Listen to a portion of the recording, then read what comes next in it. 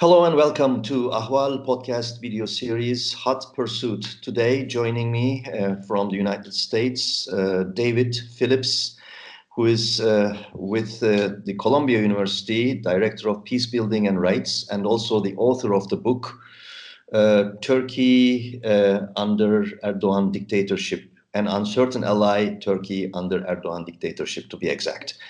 Good to have you here, David. Thank you, Yavuz. Good to be with you.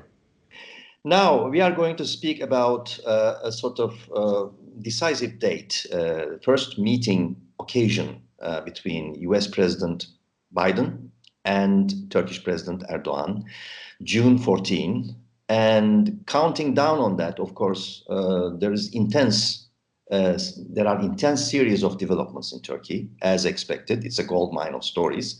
But now, with the series of barrage of revelations coming from the notorious mobster Sedat Peker in a series of videos, brought to the fore again what once was known, including everything about summary executions, disappearings, dirty dealings, dirty warriors, and burning down the villages, and also assassinations, like he mentioned the one about our colleague, Cypriot colleague, Kutlu Adalı, and lots of name dropping, of course, in those videos. And there are now reverberations again, some discussions, some claims about resignations of Interior Minister Soylu, which didn't happen. And it seems now that Erdogan and Bahçeli seem determined to continue on the path to consolidated power, maybe, as indications are, doubling down. So let us see all this emerging picture in the light of what it means for Turkey's future in domestically speaking and international politics angle. What do you think will happen when Erdogan and Biden meets, and what will the United States president tell him, and what is in the American portfolio? Well, there's a lot to talk about. Turkey and the United States are at a low point in their bilateral relations. Turkey's support for violent Muslim extremism in Syria, in Libya, and also in Nagorno-Karabakh are of great concern. Turkey is a NATO ally. It uses its ties to NATO as a good excuse for its conduct. The days of using NATO as a pass should be over. NATO is much more than a security alliance. It's a coalition of countries with shared values. And Turkey under Erdogan is Islamist, anti-American, and hostile to human rights. It's a regional troublemaker. So if Turkey applied to join NATO today, its application wouldn't even be considered. The US doesn't want to lose Turkey, but Turkey needs to participate in the international order. And President Biden should make it very clear to Tayyip Erdogan what the US expects of him, what the penalties will be if he doesn't cooperate, and also what rewards might exist if Turkey turns a page and starts to fulfill its international obligations in a collaborative way. We know that the golden era in favor of Erdogan is over as soon as Trump left White House, and these are now new times. But Erdogan still seems hopeful by sending out messages, as he did recently, saying that he's expecting a lot of positive things when meeting with Biden. And also he met recently again with about 20 American companies' representatives, and also Wendy Sherman, an important figure of the Biden administration, a diplomat, powerful diplomat, visited Ankara and met with her counterpart, preparing for the NATO meeting. How should we read into these sort of Turkish side or Erdogan side's expectations in this picture?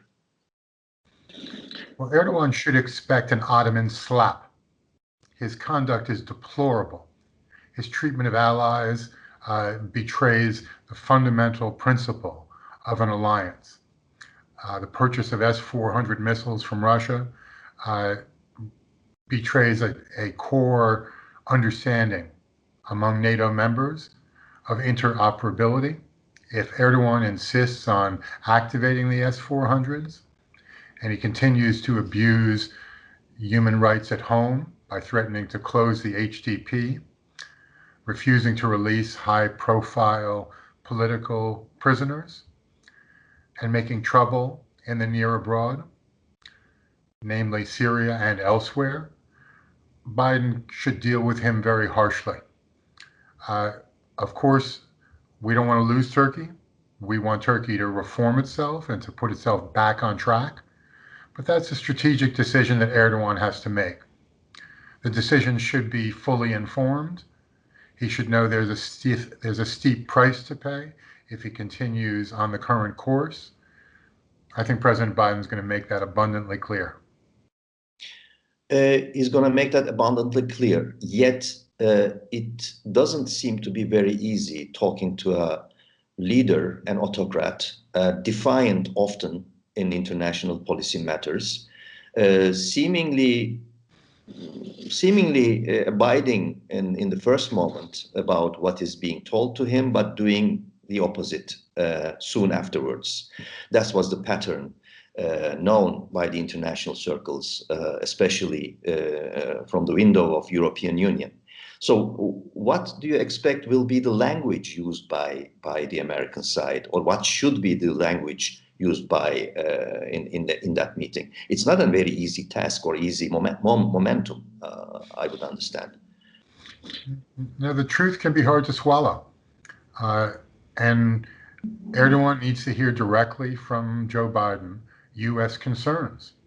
If Erdogan is prepared to listen and to make a course adjustment, then the U.S.-Turkey relationship, which has been important over many decades, can be restored. If Erdogan wants to double down and continue confrontation with the U.S., the EU, and make trouble in the region, then he needs to know that the U.S. isn't going to turn a blind eye, that it will respond, and it will be to the detriment of Turkey. The Halkbank case, the problems with Katsa and sanctions are only going to get worse. Erdogan has it in his hand to try to restore a positive trend in the U.S.-Turkey relationship.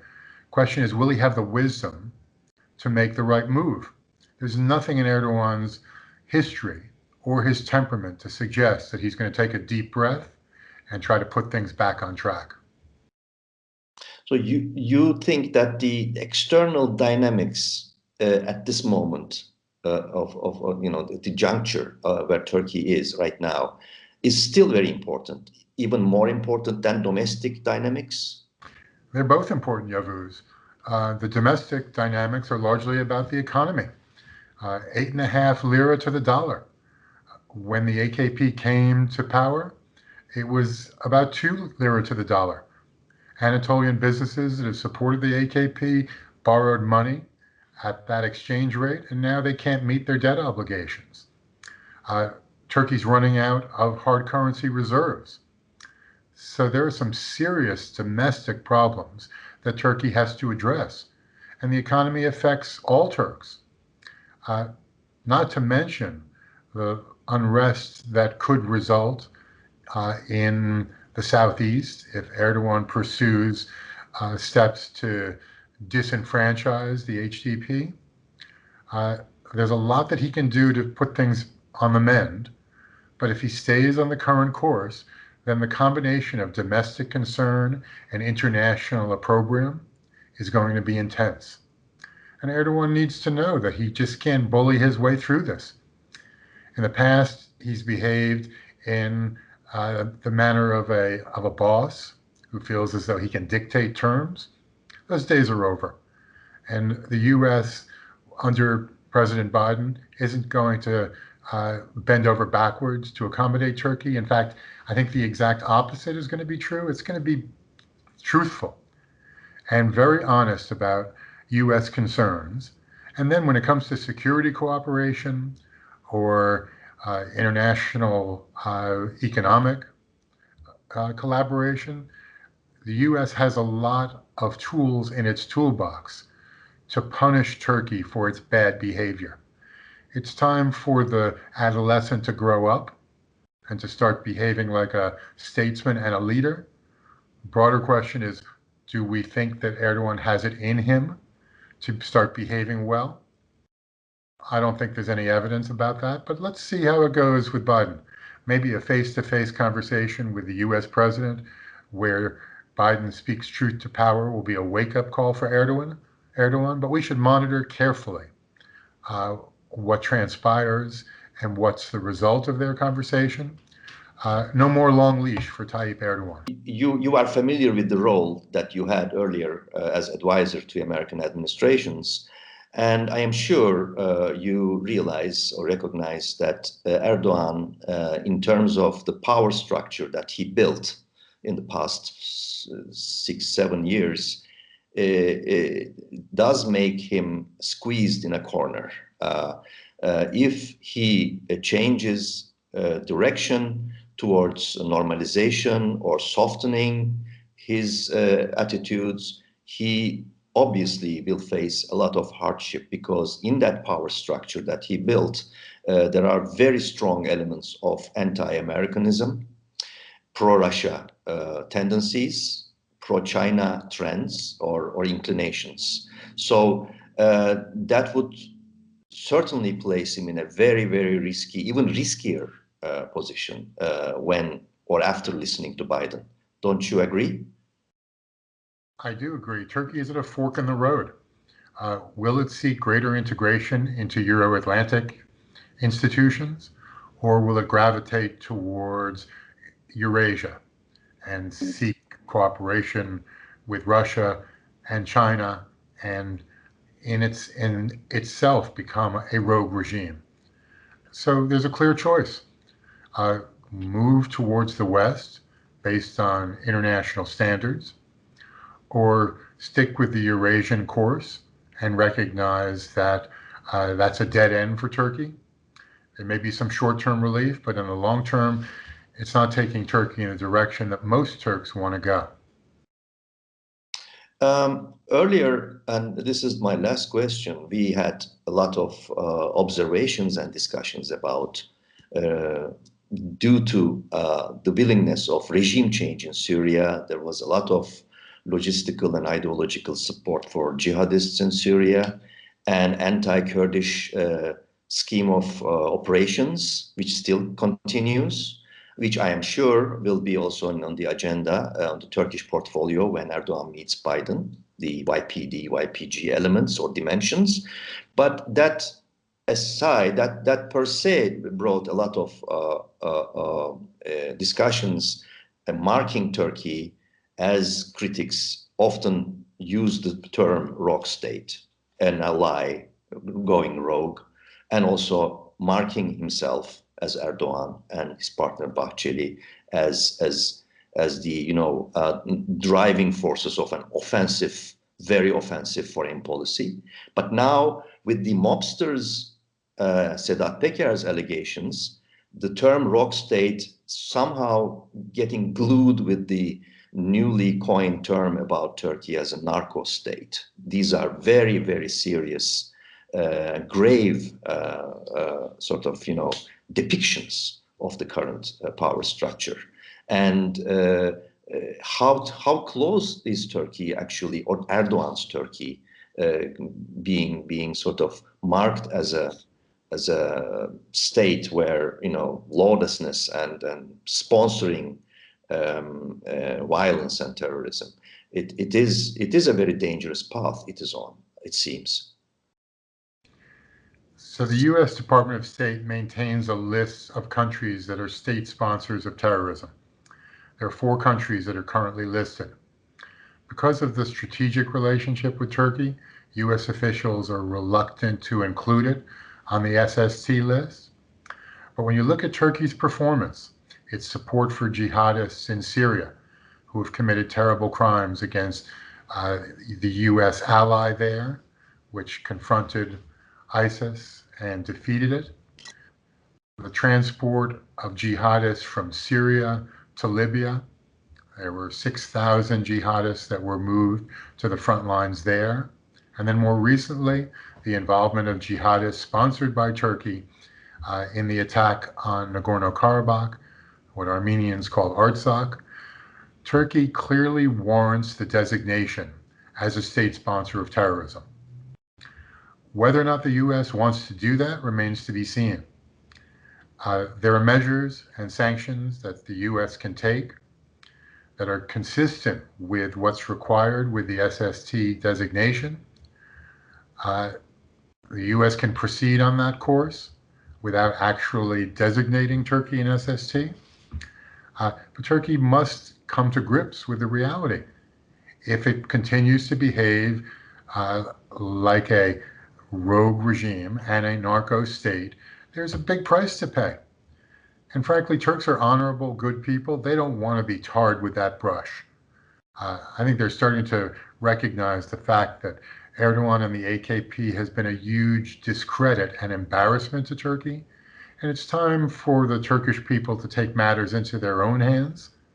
The U.S. learned a lesson in Iraq that regime change coming from an external source is not the correct way to go.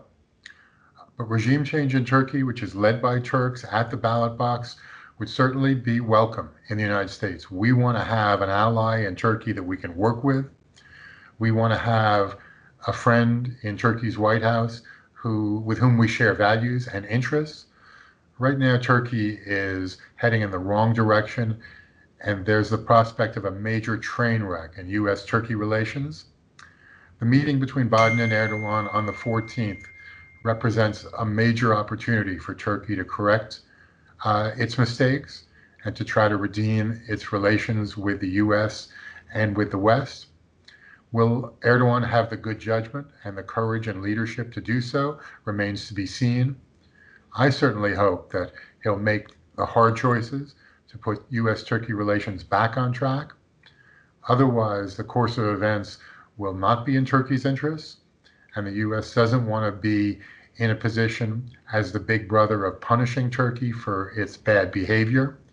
But that's what will happen if Erdogan continues to violate the international order. Yet there's an element of delicacy in this big picture. There's rapidly growing, hiking concern in especially the big powers within the European Union about Turkish economic meltdown. There are very strong signs about this, which some major EU members are worried that it will have repercussions if it happens into several big economies and globally, because Turkey is, let's face it, one of the 20 biggest economies in the world.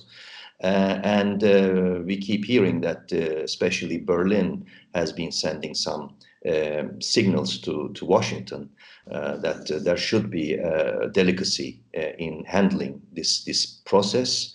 Can we conclude that Biden will still have to tread a careful line when approaching Turkish leader? Yes, of course. There are many banks, especially German banks, who are holding debt from Turkey. They don't want to lose their investment.